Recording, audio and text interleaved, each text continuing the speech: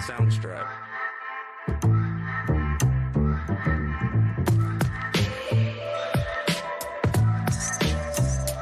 Soundstripe.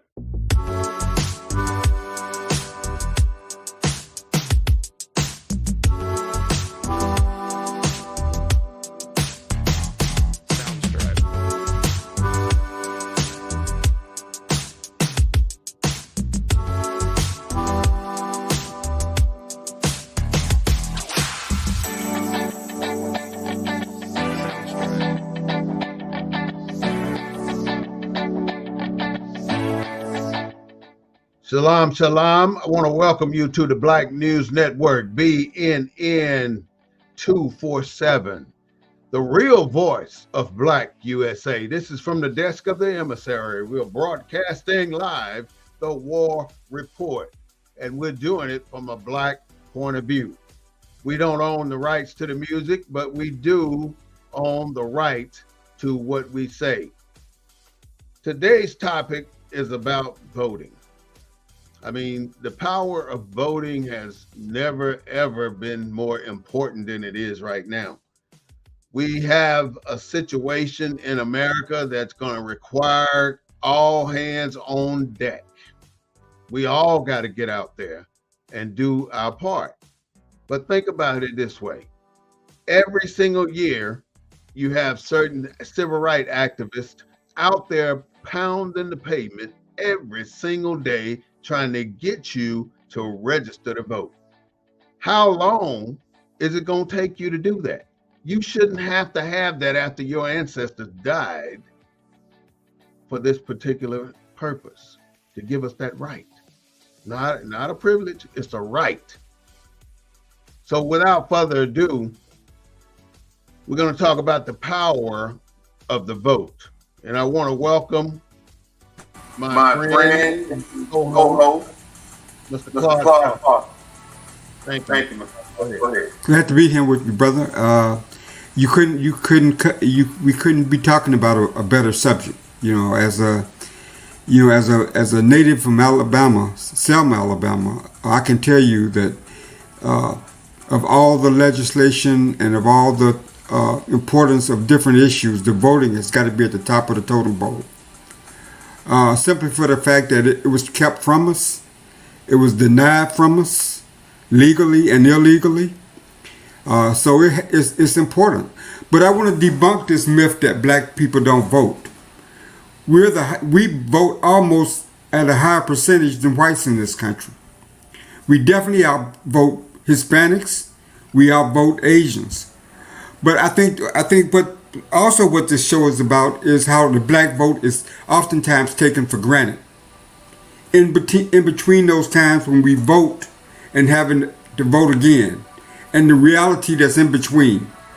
So, I'll just begin with those comments, and we can just go from there. But those are my initial thoughts in terms about voting. And we know in Texas they're still trying to deny black people in particular the right to vote, access to the vote. It is true. All these voter laws that they're passing, they're not targeted to people that don't vote. They're not targeted to white people. They're targeted to African Americans who vote. Hispanics are the majority in this state in terms of numbers, in terms of outdistancing African Americans in terms of raw numbers. But African Americans vote in proportion to white folks. And that's why we matter. It's not about numbers, it's about people that are registered and people that are voting, and a system that's put in place to keep that franchise away from us because of that fact. Otherwise, we wouldn't have black mayors in Birmingham and Jackson, Mississippi, and Houston, Texas, and Dallas, Texas. How do you think they got there? Who do you think put them there? The black vote. And so, I just want to debunk the myths that we don't vote. We do vote in high numbers. And what we got to focus on is reminding people of that fact and also continuing the fight for against disenfranchisement laws that are throughout the South, because you know for yourself the majority of black folks are in just about 6 to 8 states, and so when you look at starting with my own state of Alabama with the Shelby decision that basically stripped the civil rights legislation of any of the power that it had. One administration wants to continue stripping those rights by doing away with the federal agencies that double check and make sure that those rights are not violated. Whether it's the Department of Education, whether it's the Justice Department that used to oversee voting rights and prevent states from having to from trying to restrict the right to vote. That's why the states supported that Shelby decision, because it basically took out the pre-clearance requirement of the Voting Rights Act. Now, this is Shelby County, right? Shelby County versus County versus U.S. But yeah, that case was significant because it stripped the Voting Rights Act of the power to prevent state legislators from enacting laws that would deny African Americans the right to vote. One of the main things that Shelby County versus Older case with the Supreme Court. Right, Justice Department, yes, Supreme Court. Wanted to eliminate the need for the federal government to get pre-clearance. In fact, to show you how ruthless they were, John Roberts, in writing his opinion, said, just look at Selma. They got a black mayor now. So our success is turned around and used against us in courts. Mm-hmm. Instead of saying that's a success story that we want replicated throughout the country, they use that success story to get rid of the Section 5 preclearance. That's sick. That's how sick America still is. Seems like every single thing is redirect or misdirect. It's used, it's all that kind of thing. First of all, Donald Trump came out that she want to be black now. And so the media at the New York Post, all these big papers come out and say, Kamala Harris is black now. Repeating what you say, rather than finding out defending and trying to prove we really are. I mean, there's no prove anything now. I mean, she's vice president, you didn't have that come in. But now that he's your opponent, you want to find reasons to discredit her. But you ain't got shit. Well, that's a voter suppression tactic, my brother.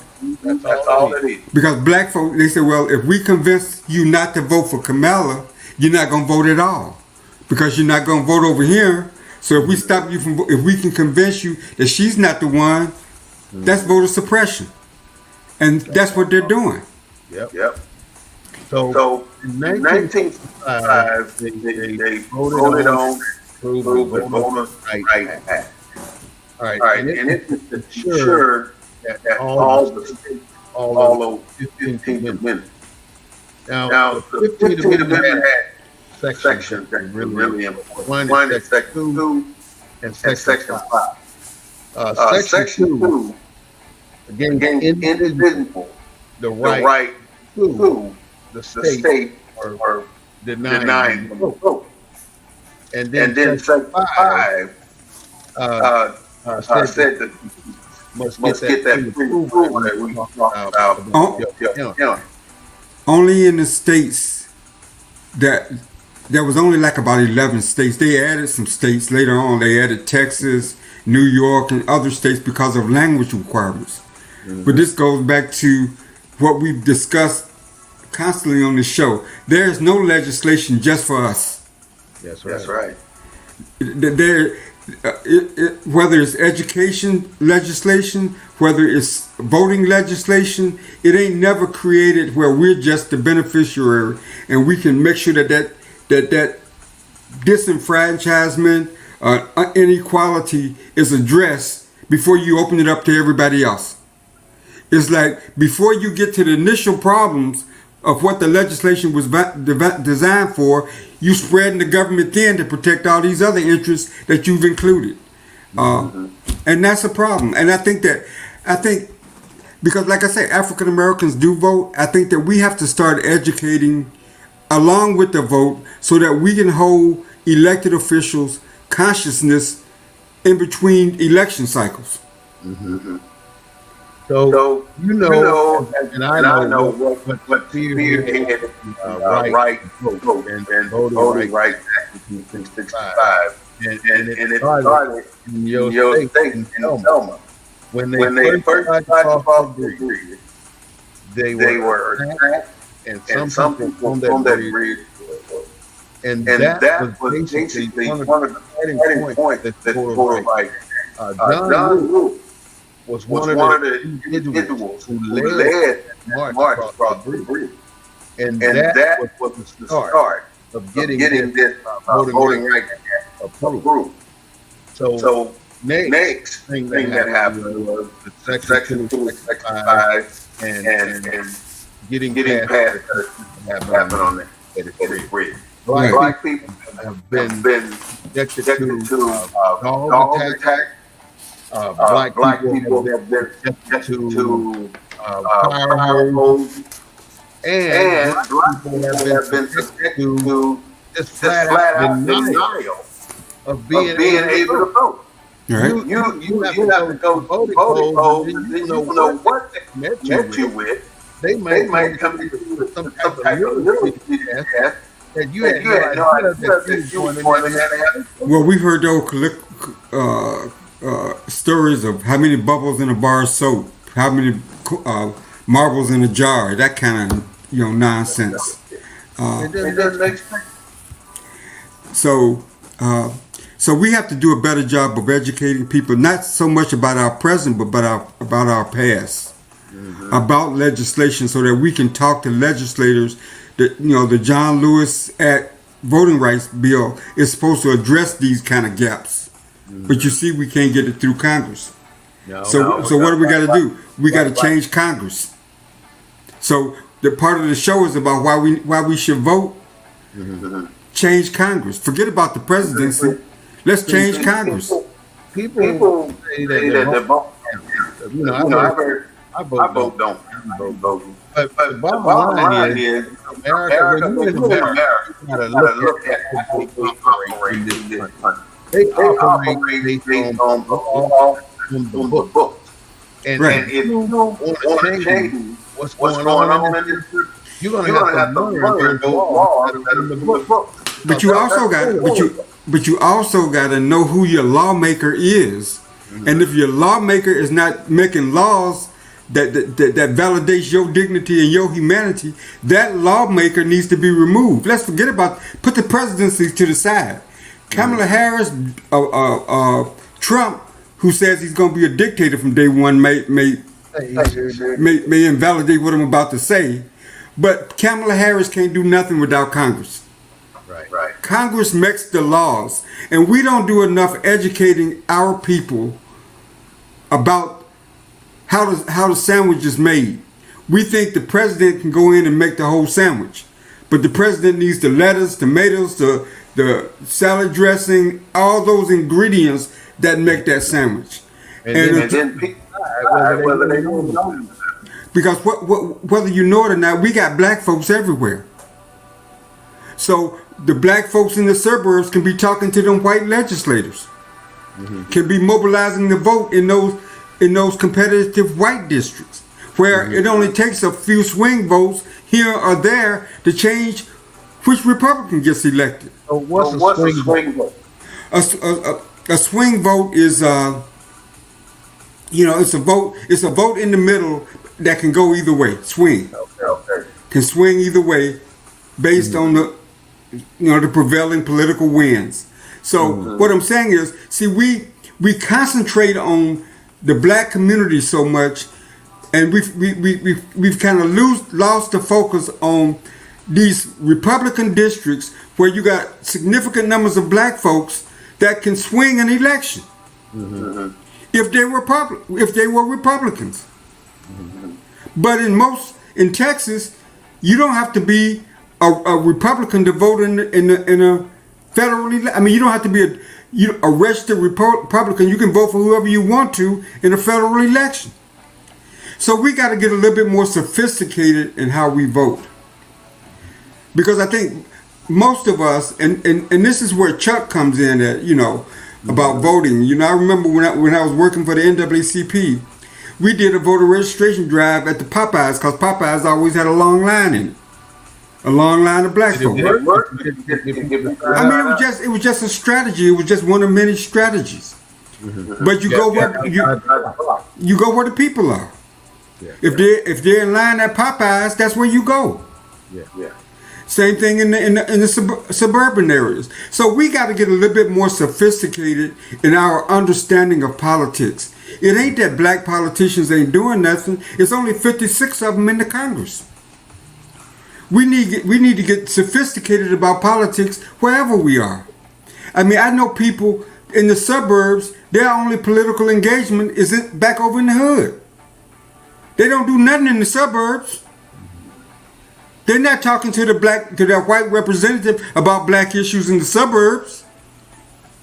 They're not saying that, we set up a meeting with our white elected officials and talk to them about the concerns of black America in the suburbs. We got to get more sophisticated in terms of understanding politics and understand that it ain't the president so much. Yeah, they sign the laws, but it's Congress that makes the laws. And unless we got enough members... How do we get Congress? How do we what? How do we get people in position in Congress? Because what I want to do is federal, then talk. Then talk. I want to be able to sit down so there's no doubt about how they get there. Well, I think one, you got to be engaged.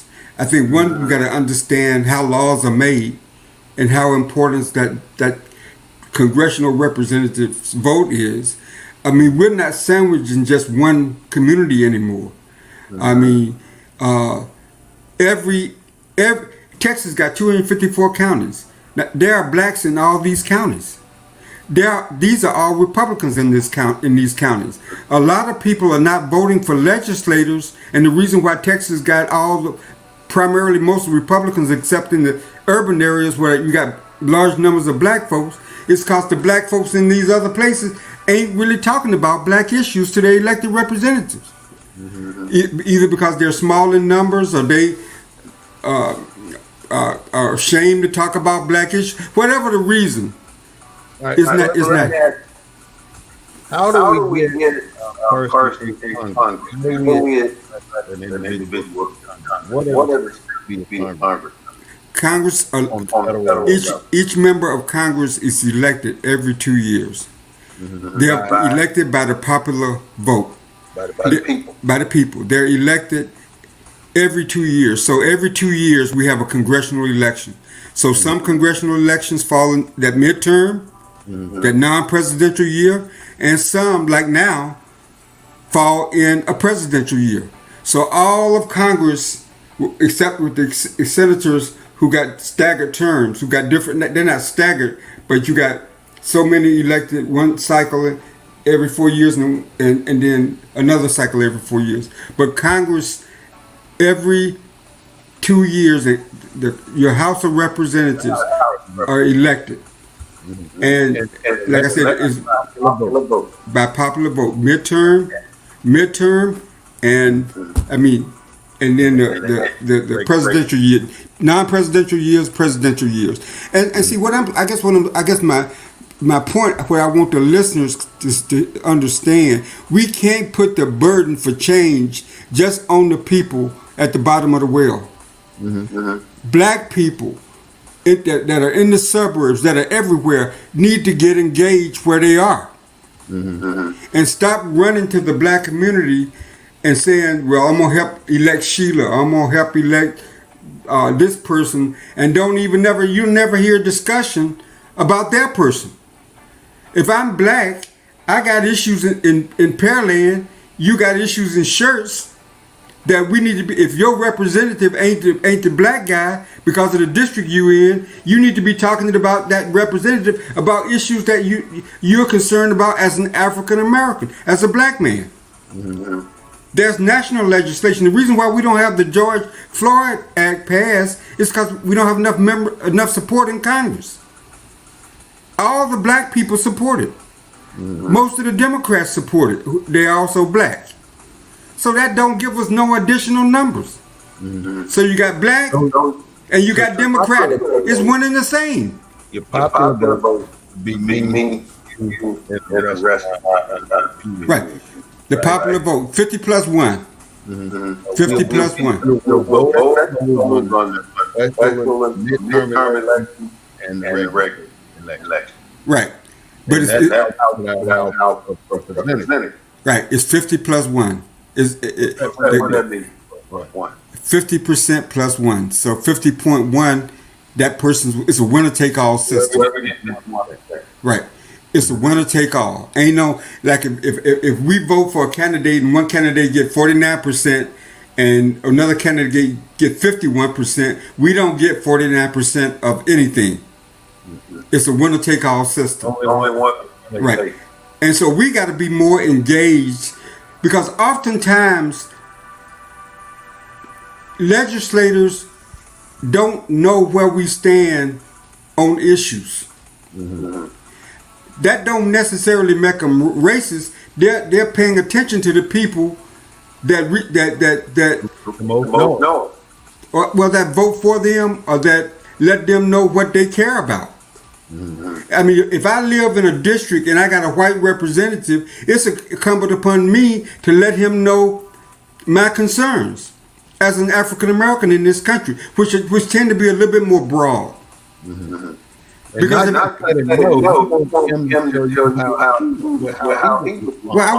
first of all, I want to educate him about the issues from a black perspective. He may be just getting one perspective. Mm-hmm. And then I want to get his support and say, look, I like your support. Your district is majority white, but African Americans and Hispanics and other allies make up 30% of your vote. Yep. And I know you got a competitor, but I know you want to win. We could help you win. What I'm saying is we got to get smarter in our politics. Mm-hmm. We got to get smarter and talking about this issue, discussing it, gives people a broader perspective of politics. It ain't just because if all we keep doing is voting for the president and voting for black representatives, because that's who the roommate. Our vote don't elect us, which is probably true. But how does it work? Well, our vote does. Our vote can swing an election if we are voting at the same rate, not number, at the same percentages as whites. We are a major reason why, at least on the Democratic side, these Democrats win. Because if they didn't have that percentage of black vote, that high percentage of black vote, given the margins they wouldn't win. That's why you think on the national level, yes. Mm-hmm. And that's about what? Popular vote? Well, it's a popular vote. But the popular vote is determined at the state level, and it's a winner-take-all system. Mm-hmm. So like in Texas, if we got 38 plus 2 senators, we got 36 plus 2 senators, that's 38 electoral votes. So like if Biden got 49% and Trump edged it out with 50%, he gets all 38 of those electoral votes. Mm-hmm. So the president, they count the numbers. They count it for you vote. So each state, one of the presidents, it takes 207. Right. And every state has electoral votes depending on the number of representatives it's got in that state. And the number of people. Right, and the number of people. But the number of people determine the number of representatives. So this is well, they really just, because of the way politics are and because of voting patterns, they will come to Texas for money. They're not coming to Texas to campaign because and one of the problems, the reason why candidates have a hard time running statewide office in Texas is there ain't no other state in this country that got as many media markets as Texas. You know how expensive it is to run a TV ad in Texas?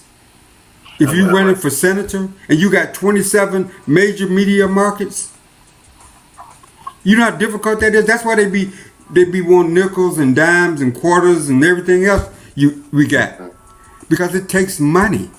And that's why they ask for $5, $10, because it's all adds up. Because if Colin Allred wants to run ads statewide, he got to go through 27 different contracts. Mm-hmm.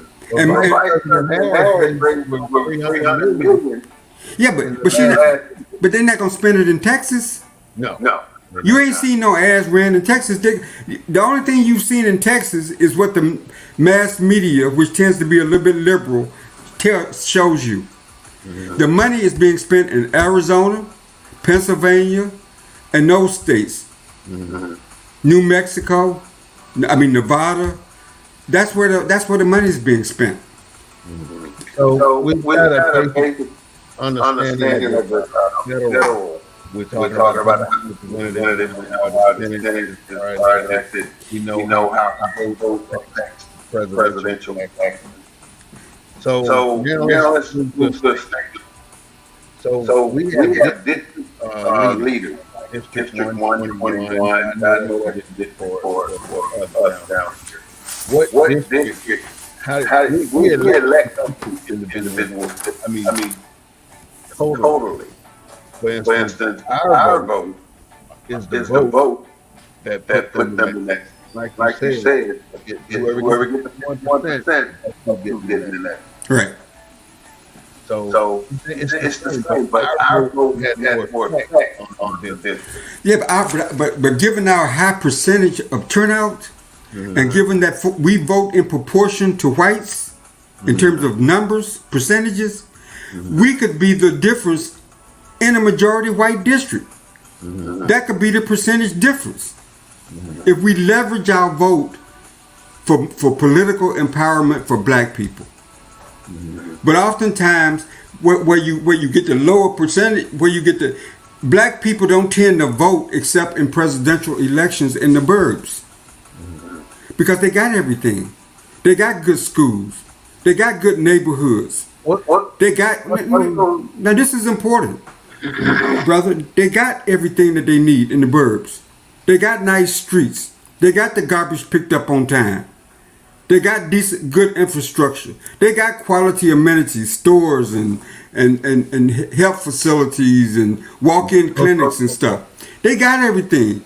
But what I'm trying to get people that are listening to understand is that they also have a greater responsibility in non-presidential years to elect these people that are going to Austin, to influence these people that are going to Austin, passing these draconian bills that are not only hurting them, not as much as they're hurting the people at the bottom of the well when it comes to health care and quality education and affordable housing and all the kind of things that we say we care about, but we ain't doing a damn thing about politically. Mm-hmm. Because we don't even vote because it doesn't impact us. So we got to start mm-hmm. understanding that we are one. That even though we're black and even though we got the resources or we really got a little education and we can live where we want to live and we got all these amenities, that you can be Bobby Tolan one night. You could be living in the burbs and you can have visitors get in your car to go to the store and get pulled over by the cop, and that's the end of their life or the end of their career just because of the color of their skin. So it's incumbent upon us to help these white politicians that appeal to the worst in their communities because they don't hear any voices, to hear from us and let them know, hey, look, we're only 14% of this community, but we vote in the same. We can decide this election. We cannot stand on the sidelines any longer and pretend like what's happening to our brothers and sisters anywhere. Like Dr. King said, a threat to justice anywhere is a threat to justice everywhere. When we don't vote, we impact our brothers and sisters everywhere. All over the Right. That's a big deal. I can thank you, that's very important. It brings us close to our goal of what we're trying to do here now. The more we say, the more we can talk the stuff that they neglect. Right. That's what we want to do. We want to get our law. But see,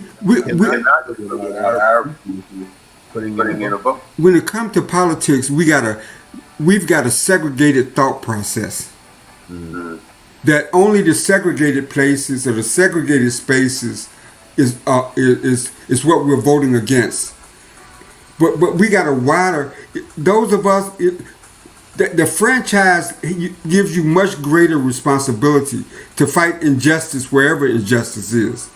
The reason why you got a legislature in Austin that passes these bills is because in none of these communities, black folks have marshaled or have voted with someone that's more reasonable, that's someone that's more understanding of the issues, because we don't ever meet with them. We're like a silent minority. We got everything that we always wished for: a nice house, a nice car, nice school, nice neighborhood, quality amenities. But I gotta terrible. We're in America. We're having everything we want. People in the suburbs. What I think is referring to. But the lion's story will not be told if you're dependent on the hunter to tell the story. Because that's not happening. Yeah. So nobody knows what we need or what we want. We don't put it out there. If we don't tell them. But they watch the news. But see, there is nothing like, I'll give you a good example. My brother died of ALS. So we lobbied Congress. I helped lobby. I joined this organization and we lobbied Congress. But my lobbying, the letters that I write, the perspective that I bring is from an African American perspective, to help Congress understand how it affected me as an African American and affected my family as African Americans, which is different from the white experience. So that's why I have yet to see. Now I see black folks go to suburban areas and knock on doors, encouraging people. These are presidential elections because that's where the money is. But when it comes to statewide elections where there is no federal concern, or where nobody's telling you to do it, we don't do it. We're not engaged. Okay, where you live? San Antonio. Okay, the area that you live, are all your representatives black? No. Have you ever met with them to discuss black issues, black concerns, black policy? Yeah. You've met with them to discuss black policy. But as a group, as a group of shirts. Actually, I've met with our state representative. Right. But as an individual, but as a group, in terms of an election year, everyone we do a breakfast with our state. Yeah, but that's. But do you talk to? I mean, but that's a coalition of black folks. Yeah, it's all but it's like people on there. But you want you can. Yeah. I'm just saying. Yeah, I don't. I'm just saying that I just think that politically we got to become a little bit more. Because whites are the majority. Black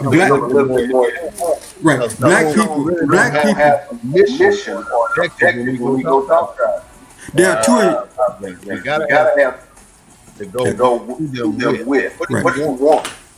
Well, I think it's not so much what do we want. I think that if we got a legislator in Austin and we want the continuation of DEI, we need every vote we can get. That white legislator that represents us, it may be a Republican district, but have they only been educated about one perspective of DEI? And they got to listen to. You hear all the time that black on black, but the fact is, the crime in the black nation, the crime is in the white people. They have to bring it's 4-to-1 crime in the white nation than it is in the black. So Right. you only hear black on black crime. And that's the people that represent us are not boisterous people that represent it. So we got to tell the story too. Like welfare, welfare schemes and all this other stuff you use. But we're not the ones who use the majority of things that take up the government. We're not those.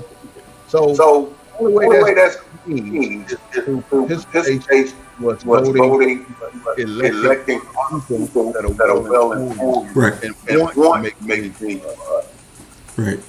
And you know, and I think we have to become a little bit more. I think we have to kind of believe in, you know, right here in Houston in the 18th congressional district, the congressional district was majority minority since 1973, and since 1973 there's only been one. Barbara Jordan, Mickey Leland, one other guy, and Sheila Jackson Lee in all those years. It's because, and it could be, and that gives that person in that seat in Congress a lot of power, chair of really significant committees, because everything is based on seniority. So I think that's why we hold on. But at some point, we have to turn the reins over to younger people. Because to me, there shouldn't be no state in the union that disenfranchise black people for being formerly incarcerated in prison. There should not be not one state in this nation. That's Now, Texas, we finally, and that's where I met Chuck, because we fought for legislation to, and now if you're off paper, you're not permanently disenfranchised. I mean, look what happened in Florida when they gave citizens the right to vote back. They had huge successes there. Gillum became governor of Florida. I mean, he screwed it up when he got in trouble, but he would have never got elected if those ex-felons hadn't been able to vote in Florida. Texas, I still think it should be automatic. You shouldn't have to wait till you get off. Once you serve your time, you should be eligible to vote. And we should be. break. Claude, come right back. Okay, bro.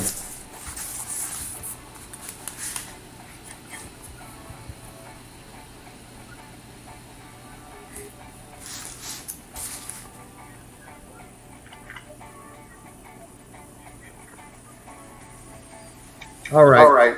Talk about the country, the national level, state level. Take Take it it local local a minute. Okay. Talk about our cities and stuff like that. Go ahead. Go ahead, Claude. Talk about what now? Our local officials, like city council, the precinct judges, the constable, the elected at our city level. Yeah. Well, every position from that's elected from municipal judge, all the way up to criminal courts, has an impact on our daily lives. So we shouldn't sit out any election, because all these elections, are important to our existence, to our quality of life. Especially, some of the positions that we don't think are important, like municipal judge, like county commissioner. All these different positions are important, but they have some of the lowest voter turnout rates in the country. And so we wind up with unaccountable people. And when you elect someone that's unaccountable, then you get what you get. The quality of the representation, if the candidate can be easily bought off by special interests, that's what you get. And in a lot of cases, that's what we get. Yeah, we pay. We got 2,500 voting voters that this district 2 can count first. Mhm. Now, I know 25, 50,000 people people in in that that particular district. district. There's There's no no way way we we should should be be only only seeing seeing 2,500 2,500 people. people.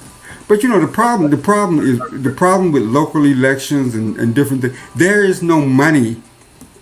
There is no the set. You know, our democracy. Not much. You know, when the Supreme Court said, you know, that money has a voice in elections, and open up the whole trough to let money influence who. Basically, money determines who wins, and that's why, you know, I started this grassroots bold leadership pack here in Houston, but there are other packs. The collective pack out of two friends of mine from the NAACP when I was regional director started that pack, and so we have to get as sophisticated as the system that we live under. And Chuck is right in the sense that, you know, money doesn't vote, but money really decides who gets elected. Mm-hmm. And if we don't have an infrastructure, if we don't have that mechanism in place to ensure the right candidate gets elected, to ensure the right candidate can get their message out, to get the people to the polls that will vote for them, then people lose. Brad Jordan ran for District D councilman. You know Brad Jordan with the you know Brad Jordan with the rap group. I can't think of the name of it. Live Crew. No, not Two Live Crew. It'll come to me. Yeah, Fifth Ward. But he ran for council member, and but for the financing, we ran his campaign, but for the financing, the money, he probably would have won because the mainstream money was behind the mainstream so-called safe candidate, and so he lost. And you have a lot of people around this country that lose, and the black people that do win are compromised by the money that they had to take to win.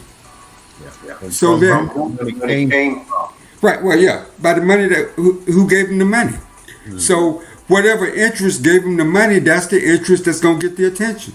That's the interest gonna get the support. So, like Chuck said, you know, I mean, how much black money do we have for politics? We don't have enough black money for our own existence, let alone to be able to give to politics and in numbers where we can influence who gets elected and the policy position that they take. Right. The reason why we got two-party system ain't the system is not for us. The interest, you know, like Kamala Harris said, I can't do nothing just for black people. Like Obama said, I can't do nothing just for black people. When you hear it, it's true. Yeah, but I can do something specifically for Israel. I can do something specifically for the Asian community. I can do something specifically for everybody else because everybody else got money, brother. Everybody else got money. They don't do anything for us. Basically, we all know for real reason. We know that they who we are, and that we're going to be held down as long as we allow them. Once we start to get out what we're doing right now, it will change. All right, so city level, council, you got the judge, local. You got constables, you got justice of the peace, that district. Right, in that district. All those positions are elected positions, elected by the taxpayers. Mm-hmm. And I mean, you get who you get. I mean, some of them, and depending on where you live, I mean, you know, like you get majority minority representation. Like Houston has majority minority districts.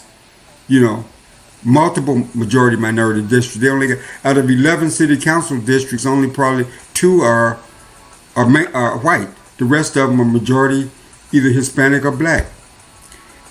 But you know, having said that, the policy preferences and the policy solutions are more geared to protecting the interests of the white community because that's where the affluency is. So what are some of the tactics we use keep us distracted from what needs to happen in the voting program. Well, it ain't a tactic. It's just money. I mean, it ain't. They don't hide it. Right. And I'll give you a good example. The GLBTQ community, they got a lot of money. Mm-hmm. So their policy preferences and their interests are going to get the interests of especially the minority politicians. Because, well, like I said, but like I say,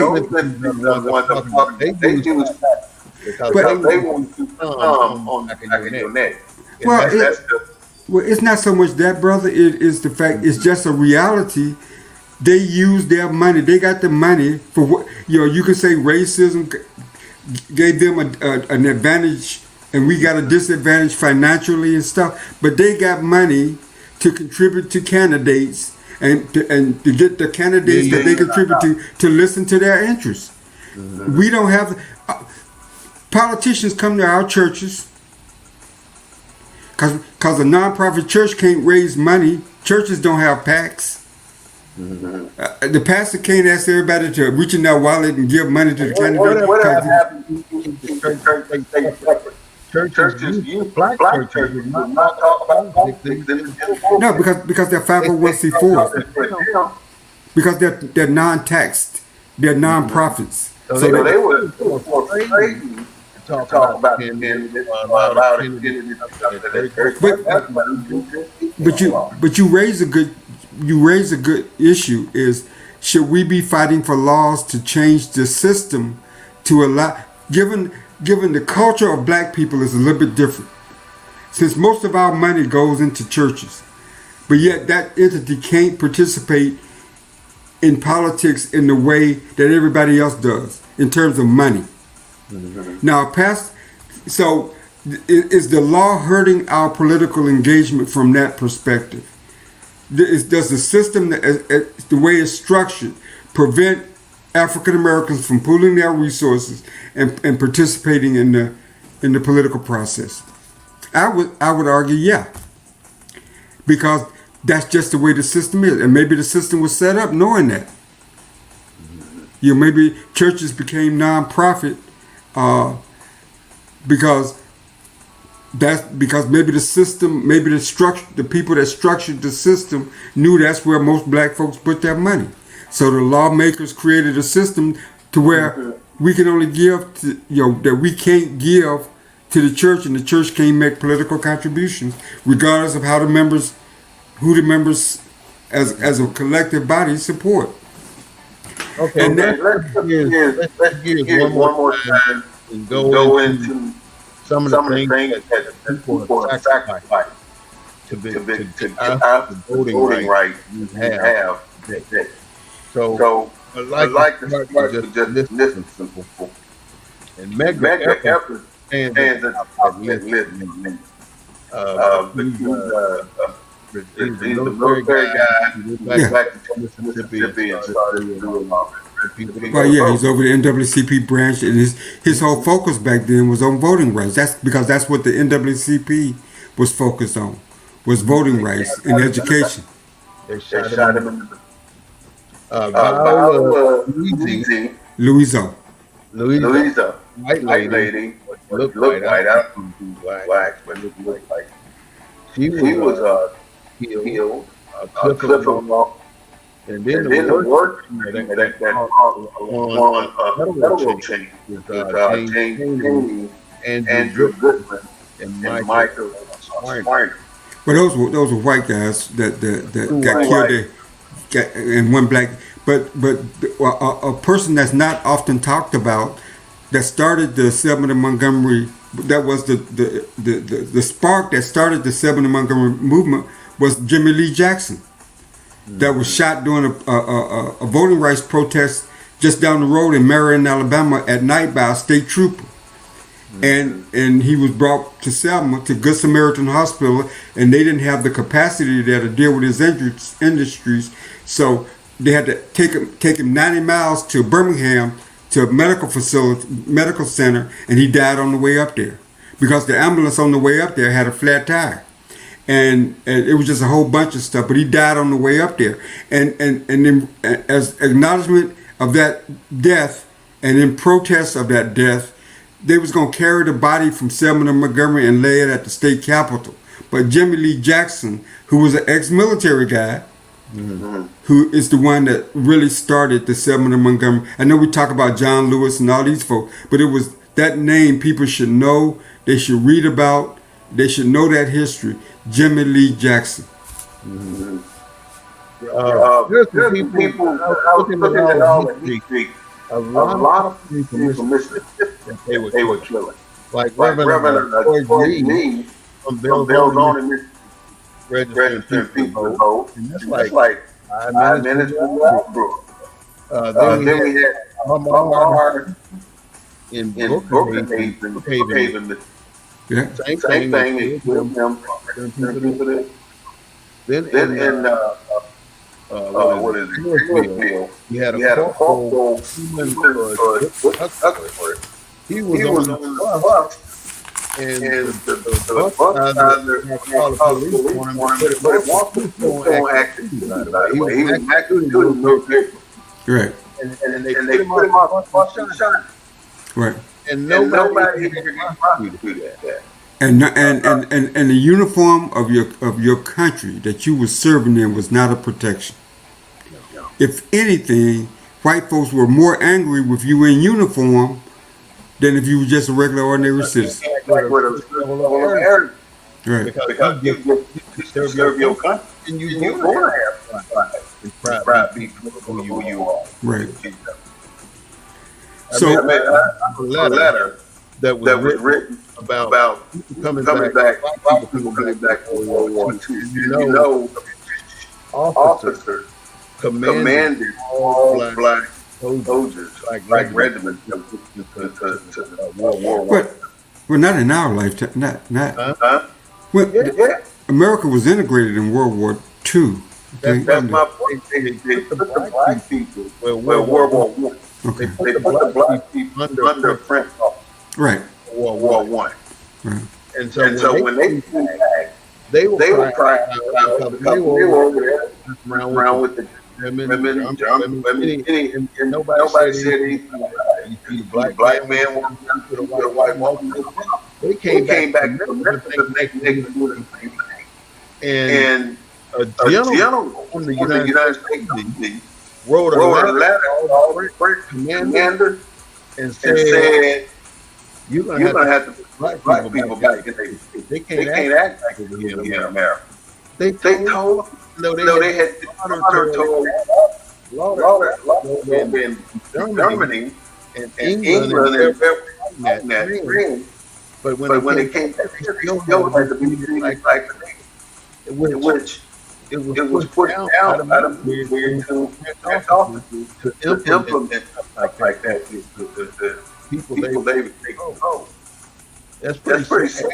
Yeah. You want to come back and you put in that book. But one of the things we wanted to mention this voting is poll tax, literacy tests, fraud, all this kind of stuff, outrageous rules that they put us under, keep us from being able to vote. But the major thing that I wanted to talk about today is September 15th, 1953 in Birmingham, Alabama, where the 16th Street Baptist Church was bombed. And the beautiful little girl was killed in that bomb. Yeah. Now that was something that nobody really got charged for. Did they ever charge put him in prison? I think they knew who it was. Well, the Democratic senator that was left in Alabama, that won the Alabama Senate race a few years ago, when no Democrat had won statewide office, a federal office, statewide office in years, in decades. He was the prosecutor and prosecuted the person that was responsible, Chambers, that was responsible for that bombing. He prosecuted it, and black folks elected him to office. He was the first Democrat elected to statewide office since I'm almost gonna say since Reconstruction. I mean, it was a long time, but he lost. He lost after that. But it was black women that elected him. But a lot of his attractiveness and a lot of his support came because he pursued that case for all those years and finally brought the perpetrator to justice. So there's still a lot of injustice. You think that's the only injustice around the country? There are all kind of murders and killings and that were done to black folks that have never been.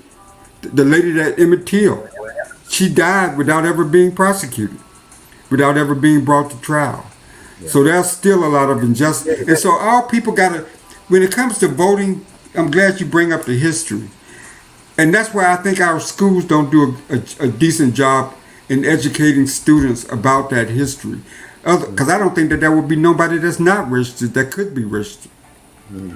But like I say, black people are registered in almost the same percentage as in turnout in almost at the same levels as whites. But given our history and given the denial of the right to vote, and given our evolution from slave to 60% person to now, we should never miss a day at the polls. Every opportunity we should be voting. Our churches should be just like that Birmingham church. Our churches should be teaching voter education, the history of the voting struggle. Now, why did they bring that church?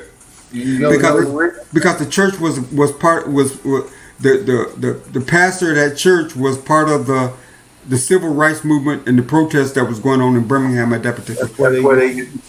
Right. And churches were bombed all over throughout the South. There were numerous churches bombed and burned in Mississippi. There were pastors that were murdered. And I just, I have a daughter. I have a daughter in school, and I quiz her on these topics. They're not getting it in schools. They're not getting it in public schools. No,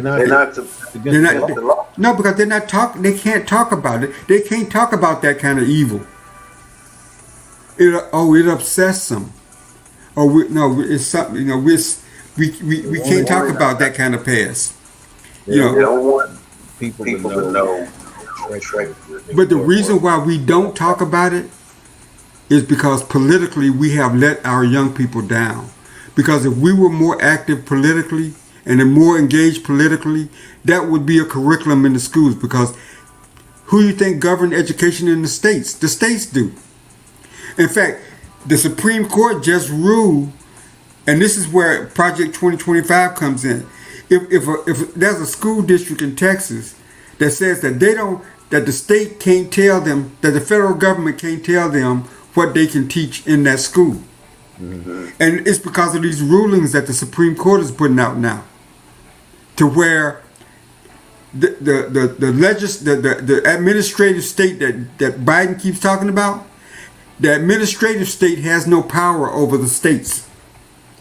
So whether it's the Department of Education, the Department of Transportation, all these administrative agencies can't tell a state what to do, how to do it, and when to do it. And the Supreme Court has ruled in there that they can get away with that. And so this school district, they basically told the complainants, there ain't nothing you can do because the Department of Education can't interpret the laws as it relates to GLPT issues and stuff. Can't tell a school district what they can do, and the Supreme Court or the reserve. But they're not gonna send in the National Guard if the Supreme Court they can't do it. Yeah, but then that would be anarchy because they're not. The federal government's not gonna send in. but it looked like. Well, yes, it was anarchy in Little Rock. I mean, that was straight out war. It was anarchy in Alabama when George Wallace stood in the schoolhouse door and it may cut. And that's why that's why the presidency is so important, because it may come to that again, where the president's got to enforce federal law, and because these federal agencies carry out the federal government's interpretation of the law. If the law says you can't discriminate against people based on certain attributes, a state can't say, well, we're not going to allow that at our school. So history repeats itself, my brother. It ain't black folks today. It's GLBT and those kind of folks. But the law is the law. Right. But the law is the law. And so there are a lot of issues that this Supreme Court, them three Trump appointees gonna do more damage than any president ever. Just like Taney did. Look how long we suffered when Taney said that. Huh?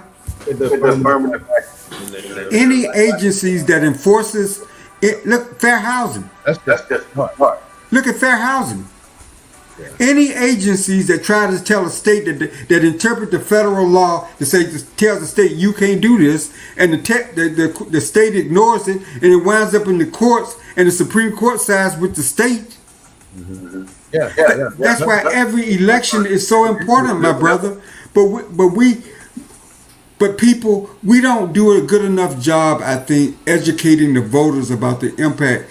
Now, should Obama been allowed to appoint 2 people to the Supreme Court? But here again, a majority. But here again, it was a majority Republican Congress denied his moment in history. And I think that's why he's still involved in presidential election, because they denied Obama's place in history. Obama could have put 3 progressive people on that count. Sotomayor, and he could have appointed 2 more. He missed his place in history, and we're suffering the consequences of it now, because we don't focus on state and local elections. Senators are elected at the state level. Congress people are elected at the state level. We get money, and we get a little bit of shine to elect the president, but you see, without them other bodies, the president can't do shit. And that's what people got to understand, that all elections are important, that all elections have consequences, and we got to be in the long game. See, we're not in the long game. We're in the game of the moment. It's the presidential election, so everybody's coming around, well, you got to vote, you got to do. But what about 2 years from now in the off-year elections? And we're out there, and we ain't galvanized, and there ain't a whole lot of coverage on TV, because that group of folks that control the media don't give a shit about what goes on at the state level, unless it's in a presidential election. So we got to understand that these laws, out of all the people that laws impact, they impact us the most negatively. They impact us the most. Other people got their special interests, but our lives are impacted. And like I say, Obama was denied 2 opportunities to put somebody on the Supreme Court. And it doesn't have to move. It takes time for it to come around. When it comes around, it's affect us. Yeah, because they in it for the long game. The long we have a short term. I think sometime at the state level, because we're such a small minority, even though Texas got more black folks than any other state. But we're spread out in 254 counties. There's only about 5 or 6 counties where we're double digit in number. You know, Harris County, Jefferson County down there in Beaumont, you know, the counties like that, Dallas, the Fort Worth Metroplex, Tarrant County. black people. And Fort Bend, where you got double-digit black folks. It could be anywhere from 17% to 20-some%. But you got a large black population and Hispanic population to where whites ain't the majority. But even in Texas, with 254 counties, there's only about 75 to 80 counties where you have a non-white majority. So whites are the majority in this state. So they're the majority in the 254 counties. We all from the state. Huh? Right. But what? Always Republican. No, you were here during Ann Richards' range. You know, it was Democrat. Johnson was a Democrat. Ann Richards wasn't always a Republican. Was it in the 60s?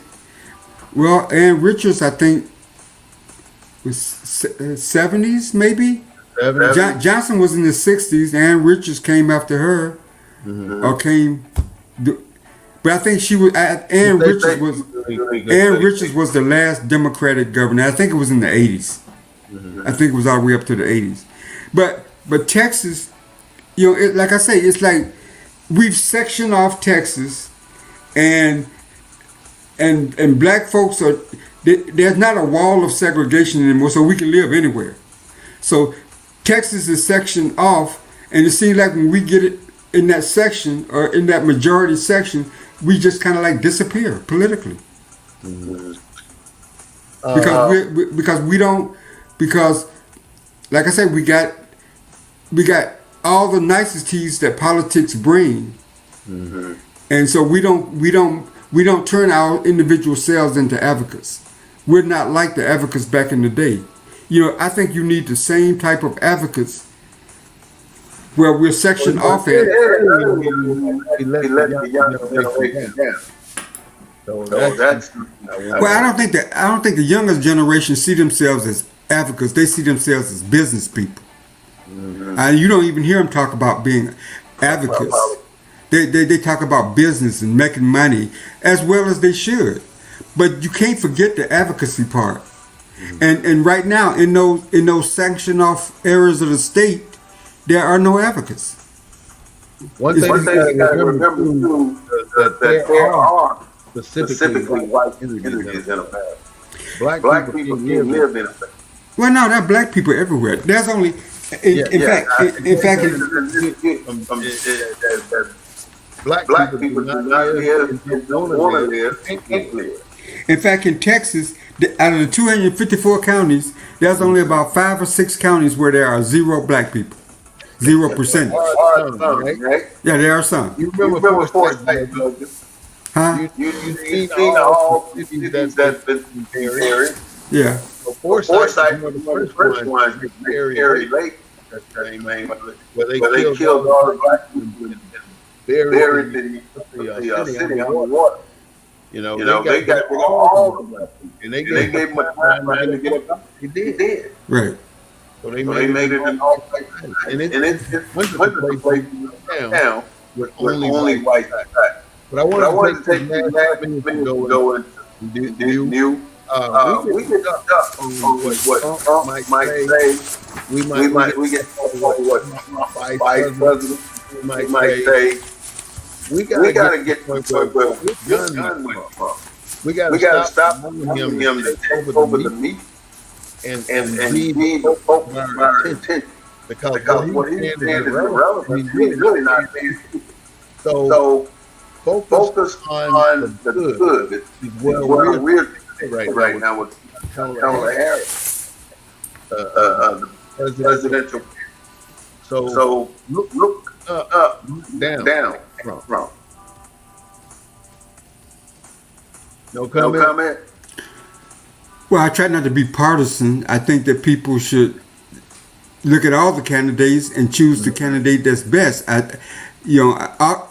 Arguably, when it comes to voting, when it comes to our issues, the Democratic Party has represented our interests better than the other party, or better than any other party. So I think in federal elections, it becomes down to either or kind of proposition. I wish it wasn't an either or, and maybe because if it wasn't, maybe we wouldn't be taken for granted. Huh? Trump is danger. as a president of the United States. Like I said, it comes down to an either or proposition. I mean, I personally don't like his agenda. I don't like his racism. I don't like how he stereotypes black people. I don't like anything about the way he is as a person. I don't like anything about the way he governed in 2020 when he won. I mean, in 2016. I don't like his style. I don't like that so he's not my candidate. Mm-hmm. But I guess what I'm saying is, I think the takeaway is I want voters to understand that it's just not the presidential election where voting is important. All elections everywhere, and our engagement and our involvement with politicians, with the electoral process, in terms of the administration of politics, in terms of the selection of candidates, in terms of our interaction and engagement with candidates of all parties, so that we get a kind of Congress that truly represents all the people, where it ain't just 50 and 49, and when it's 50 and 49, like I say, in a winner-take-all system, the 49% don't get shit. Right. So we need to broaden our perspective of politics and get a little bit more strategic. We need to continue to register those people that are not voting. We need to reach back and educate and uplift those people that are in the well, so to speak, and educate them about the issues and their involvement in what we've talked about on this show in terms of broadening our perspective of how politics and how we manage politics, and fight to change those laws that continually try to restrict. Because there's a reason why money's in politics, because they know we didn't have no money. They didn't just say money has a voice. They say white people with money got a larger voice because they got more money. So that's the effect of it. They get to influence the politics. They get to influence who is in our government, who manages our government, because they got more money. He didn't say, well, the people that go to church the most can whatever. I mean, they choose these advantages based on who is advantaged and who is disadvantaged. It's not just an arbitrary decision. It's a conscious decision because they look behind the television screen and they know what's back there. And they know it's who it's going to impact. So when you make a decision like they did about money and politics, they knew it was going to hurt the black community or the Hispanic community, because we have the least amount of money to influence the policymakers. Mm-hmm. And look who the policymakers pay attention to: the corporations, big America. How do you live off $7 an hour? That's $15,000 a year. How do you live off that? And then you raise the minimum wage to $10. But there's the secret that will happen. One, the people that hire will start to be more who they can hire. The people in the bottom of the world are going to get bigger because they're not people that don't have the skill or the mentality to do what they expect to do. The people that are bottom of the world right now will start to grow because of that $15 an hour. Yeah. And I'm not saying that I don't know whether it should be at 15. Maybe it should be more. I'm just saying that I know $7 an hour ain't cutting it. $25 by nobody's standard. Like right now, we're talking about all the people overseas getting Medicare care. They all get Medicare in France. Right. But they come back. They gotta have get treated here, get there. They gonna get standard treatment. So it's a. I mean, and think about politicians, man. The same people that don't want to increase the minimum wage are the same people that want to cut out Obamacare, want to do away with these SSI benefits and all this kind of stuff. So they don't want to pay them, and then they don't want government to intervene in terms of supplementing their income because you're not paying them enough. Mm-hmm. Give me a break. But yet you can give corporations all kind of tax breaks. What amount of money do you think would be enough to have a husband and wife to survive in America? What amount of money would I don't know what that figure is. I just know how much I spend when I go to the grocery store, and I know if I was only making $15 an hour, $7 an hour, I couldn't afford what I need to survive with. I do know that. That ain't really. The stuff still ain't. Right. Even if you don't. It doesn't. And my thing is, my thing is, if we can guess how many bubbles in a bar of soap, we can damn sure figure this politics stuff out. So I don't think it's that complicated. I think that as black people, shows like this and other shows that are on the internet and stuff and TikTok and stuff, some of it's bad, but it gets people to think, and you hear and see and know about things that you and I didn't know about growing up. And so the education is out there. We ain't got to rely on one source anymore. But I just believe that where our tax dollars are, whether it's public education or whatever, that we should have a voice, and we should be taught about us and our contributions and our history in this country. And it shouldn't be withheld from us because somebody's got some political views about critical race theory or something else. White people don't want to talk about the past because in many cases, they are ashamed of the past because they have never, ever, we've acknowledged atrocities all over the world, but we've never formally acknowledged the atrocities done to black folks in this country.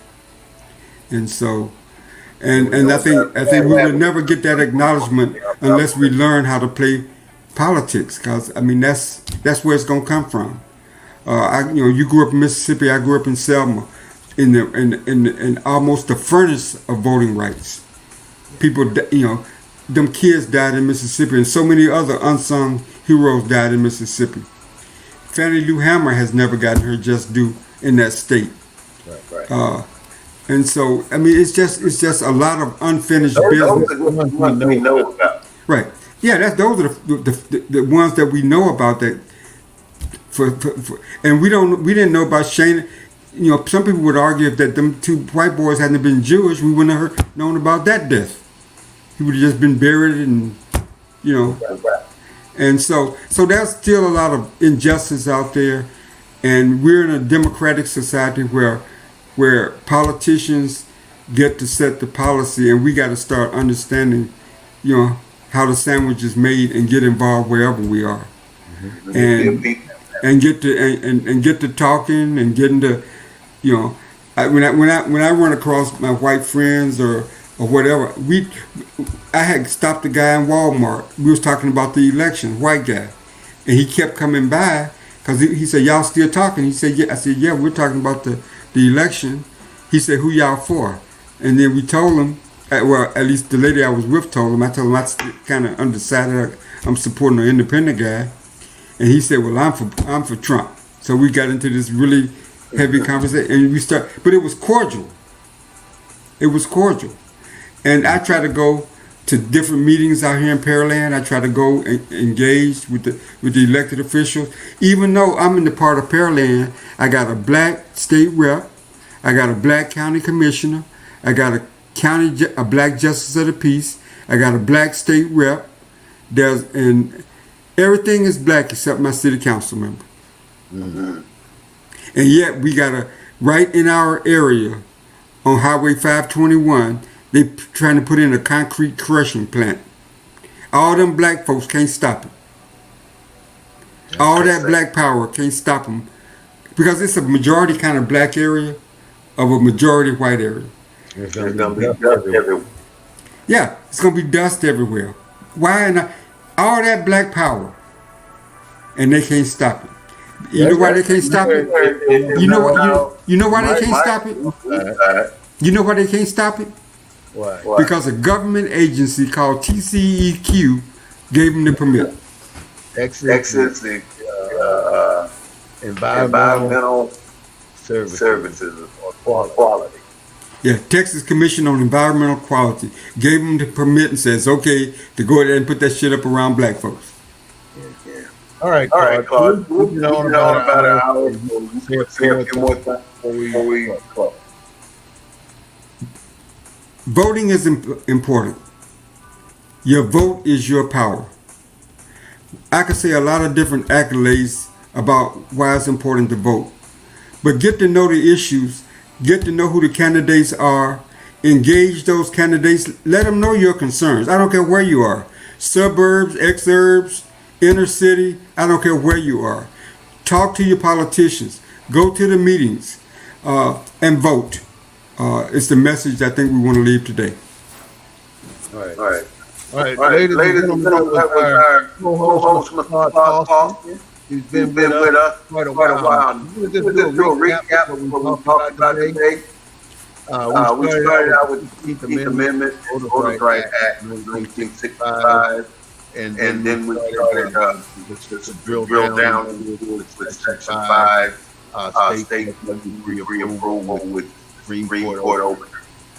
Then we got a queue to get the rights to sue a state for denying them a vote. We still have problems with people voting when they are qualified. We got things like redistricting coming up. We got everything now. Can't do the literacy test. They can't do the poll tax. They can't do the fraud until you voting. So they're trying other tax like counting it. Whatever it takes to do is misdirecting and the reality of that happening. And I said it earlier, say it again. I hope that they're not getting around the act down. I mean, we talk about here, we talk a lot about it. If you notice, they've been on Harris quite a while. And let's try to put on Harris. That's where it should be. Let's say you're driving down the highway and you miss your exit.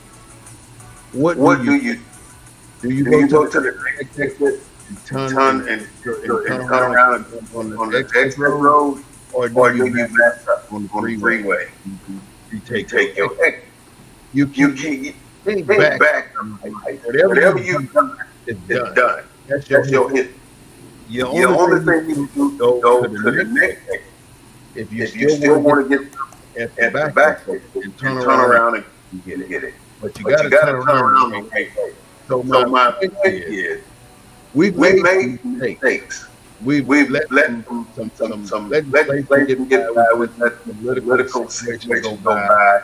But we can always recapture those things we missed. So without further comment, what we talk about today. Don't forget about 2015, 1963 for young ladies. Hattie Collins, East McNair, Carolyn, and Cynthia West. Those are very important. This is the Black Network, the real voice of Black U.S.A. First support what we can use. We appreciate listening to our show. We thank you for everything you do for us. Please don't forget to go to YouTube and subscribe to our YouTube channel. We need you to subscribe. Go to our Facebook feed and like our Facebook and say something about it. That's all you got to do. Those are the things that we appreciate it. Those things are free. And lastly, this is the Black News Network. We thank you for everything that you have done, and we will see you next week on Sunday at 3:30.